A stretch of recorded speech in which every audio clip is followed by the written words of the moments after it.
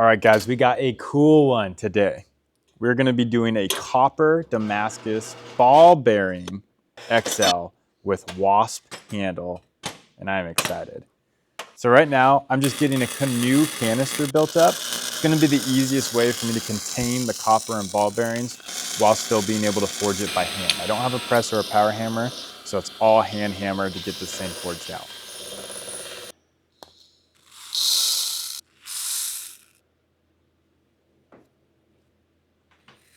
Just cleaning up these ball bearings, making sure there's no oil or residue left.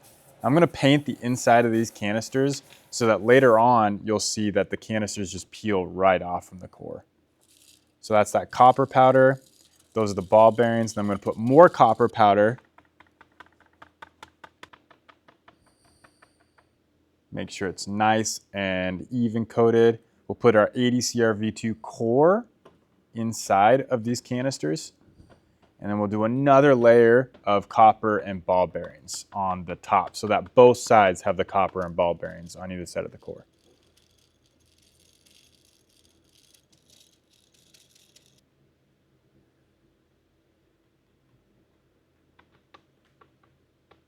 This copper powder is so weird. It's wild to me that you can take a copper powder and turn it into a liquid and then a solid. So I'm gonna weld all the seams all the way around. I don't want any air to get into this at all. And also I don't want any holes because that copper powder, if it turns into a liquid, will leak out and you're gonna end up with a huge void. So I'll put this in the kiln to keep the temperature at exactly 1950, because if you go too high, the copper ends up just shooting out the side anyways because you overheat it. We're gonna set all the forge welding by hand. It's a heck of a lot longer of a process than I show in the videos, but you don't need to see me just hitting a piece of steel forever. Now the exciting time. I'm gonna cut this can open, grind the edges off, and see if these just peel apart like they should. And look at that, beautiful. We're left with an actual good core. Let's put our XL template on there, we'll paint it, and then we'll get ready to cut this thing out. I do not forge this one out to shape because I don't want to disturb the pattern a lot. If I was to forge it all out to shape, the pattern would be super distorted, and I really don't want a distorted pattern, so I'm going to keep it as clean as possible and just grind the shape out.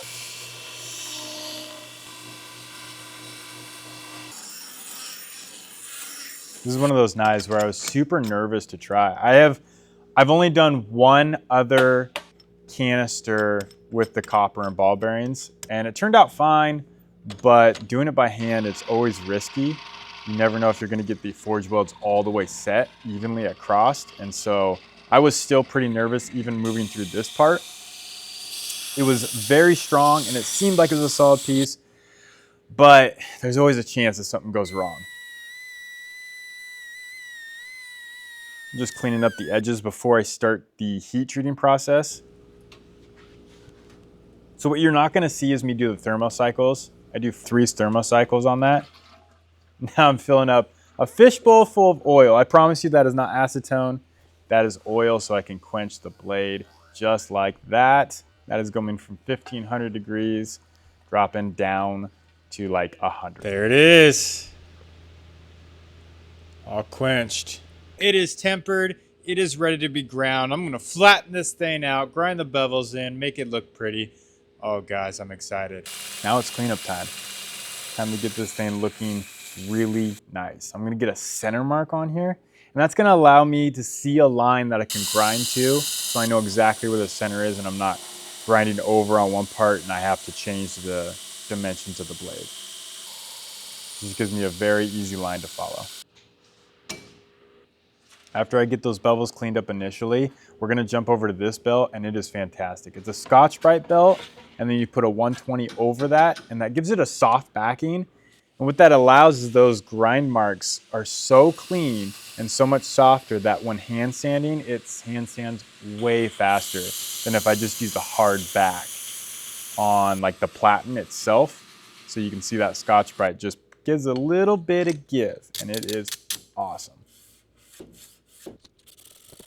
So it takes a lot less time to just grind those scratch patterns out of it. And we're gonna move up to only a 600.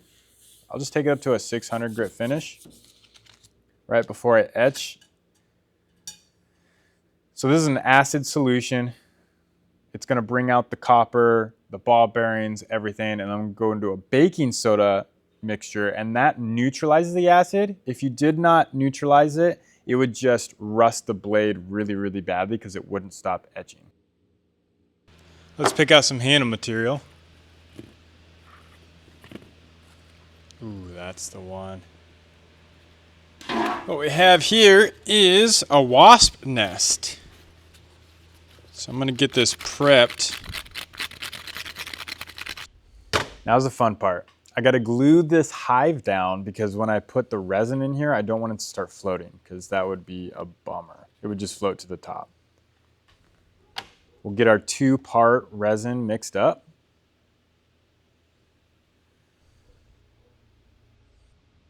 There's gonna be 2 pours. This first one's actually just gonna be pure clear. I wanna be able to see all the way through into the bottom of the wasp nest. And it looks super cloudy right now and bubbly, but that's okay because I'm putting this in a pressure pot. And the pressure pot is gonna be pumped up to 100 pounds of air pressure inside of there. And that actually crushes the bubbles internally and doesn't allow them to get to the surface. So now we got the first pour done. I'm gonna take this out, grind everything clean as I can get it, because I actually don't want the whole thing see-through. I want the very back side of it, the part that's gonna be resting against the blade, to actually be colored. I'm gonna do this copper color that matches the copper that I used inside of the blade. So you can see it's see-through as right now, but I'm gonna re-put it in the mold again, and we're gonna mix up that copper resin and pour that over the back, and it ends up being so beautiful. I absolutely love this color.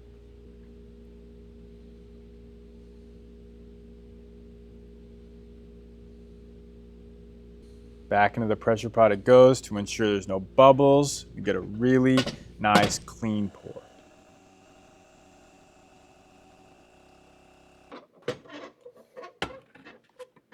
It looks a little milky when I first pulled it out. That's okay, it's just on the surface. So I'll clean it up. What I'm doing here is I'm making the pieces as small as possible because I'm actually not going to be able to see much when I'm drilling for the scales because I'm doing hidden pins. So the pins don't go all the way through. They're actually going to be inside of the scales, so you won't see them from the outside. And so I'm kind of doing this blind. So that's why the scales have been cut so much smaller. So I don't have a lot of room to mess up and miss the hive.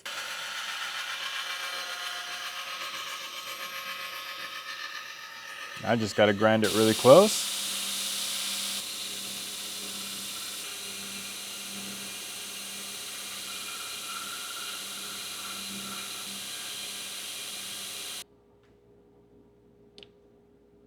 I'll put it back on here, grind all the way to the spine. And then I'm gonna take the scales back off the blade and actually grind them a little bit more to inset them just a little bit from the spine of the knife.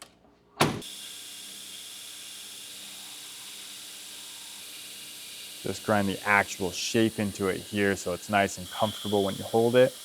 The next part is where it really starts to come alive.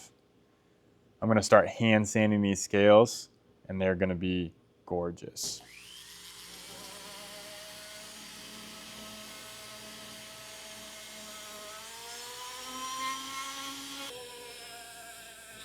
So we'll put these scales together so I can sand them exactly the same. So we'll start wet sanding these. I'm gonna go from 220 all the way up to 2500, and that will get me to a very good point to polish. So I'll blow this water off and you'll see it's still hazy, but that's okay because now we're gonna introduce the polishing compounds, and that's what brings out the clarity. You get rid of the scratch patterns with the sanding and you bring out the clarity with the polishing compounds.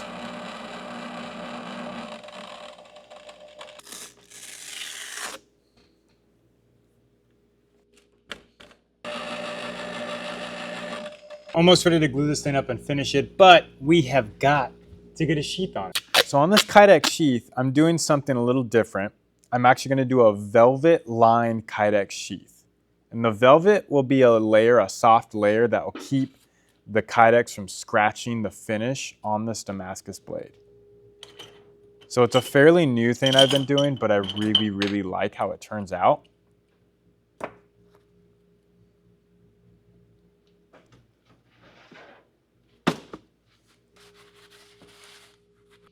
I'm cutting the velvet to shape right here.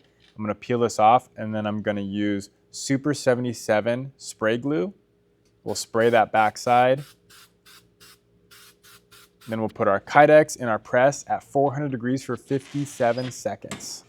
Now while it's hot, I'll put the velvet on here and then we can actually press the blade in this vacuum press, which is gonna give it the actual shape and hold the knife in the sheath.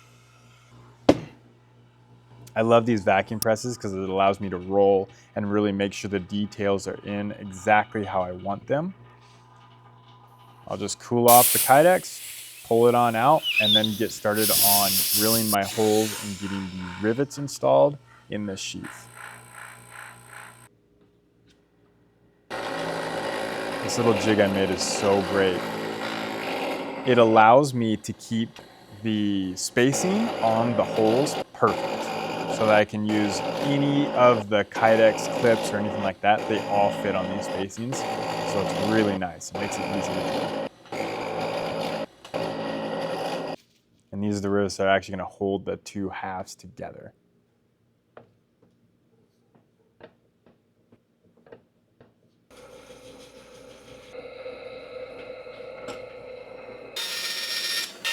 Now the rest is pretty straightforward. I'm just going to cut everything in shape, get it really close with the grinder, and then I'll clean it up with a Scotch-Brite wheel, and they're your best friends when it comes to Kydex. These Scotch-Brite wheels make things look so good. They take the scratches out. Right here, it makes it beautiful. Now it's time for the hardware. First thing we're gonna do is put in a rubber grommet in that space right there, and that allows me to tighten or loosen the retention, how hard or easy it is to take the knife in or out. So you can adjust that with that one screw. And we'll just put the clip on there, and then that Kydex sheath is done.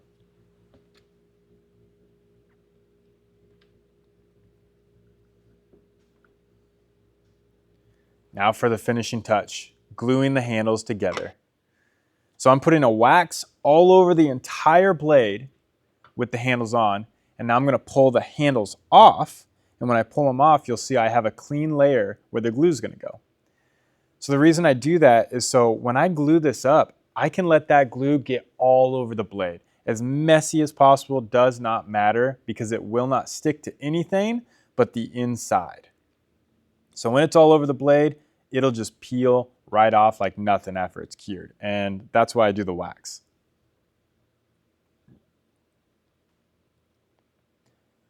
I used to not do the wax trick, and honestly, it was a bummer because it was so hard to pull everything off. You had to keep it so clean.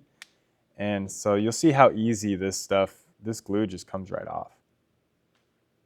You can just basically just pull it off.